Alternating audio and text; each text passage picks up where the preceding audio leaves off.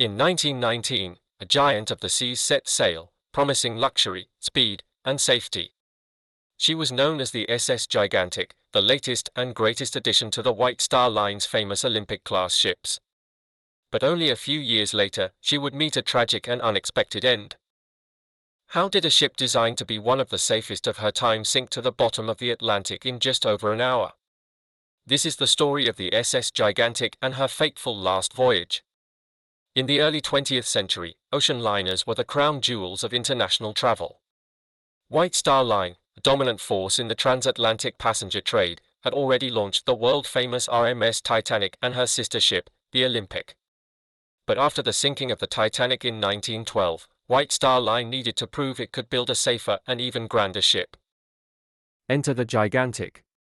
Laid down in 1911 and launched in 1913, she was the third and final ship in White Star's Olympic-class series. Designed to surpass her predecessors, the Gigantic featured advanced safety measures, luxurious interiors, and impressive size, one of the largest liners of her time. While Titanic and Olympic were lost under tragic circumstances, the Gigantic would sail through a different chapter of history, one marked by post-war recovery and optimism. After delays caused by World War I, she finally embarked on her maiden voyage in September of 1919. For passengers aboard the Gigantic, it was a dream come true. She was a floating palace, boasting first-class suites that rivaled the finest hotels of the era, along with cutting-edge technology and a reputation for stability and safety. But luxury wasn't just reserved for the first class. Second and third-class passengers also enjoyed comfortable accommodations as they crossed the Atlantic from Liverpool to New York. On March 17, 1923, the Gigantic was on another routine voyage. The passengers had no reason to believe anything could go wrong. But at 12:19 a.m., disaster struck. The Gigantic hit a submerged rock that had gone uncharted. The rock tore a gash along the port side of the stern. Despite the watertight compartments, a lesson learned after the Titanic, the damage was catastrophic. The Gigantic began to sink.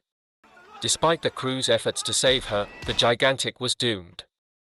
Within just 1 hour and 22 minutes, the pride of White Star Line was gone. Lifeboats were launched, but with so little time, evacuation was chaotic. Many lives were lost as the Gigantic disappeared beneath the waves. Among the many tragic stories of the SS Gigantic, none is more poignant than that of her captain, Bertram Hayes. Captain Hayes was no stranger to the sea, a seasoned officer known for his calm demeanor and leadership. But on the night of March 17, 1923, even his vast experience couldn't save the Gigantic from disaster. As the ship was sinking, reports from survivors indicate that Captain Hayes was seen trying to save First Officer Herbert Haddock. According to testimony, the two men were caught near one of the forward ventilators, where rising water surged in with immense force. Haddock survived the ordeal, but Captain Hayes was sucked under, dragged down to his death by the water.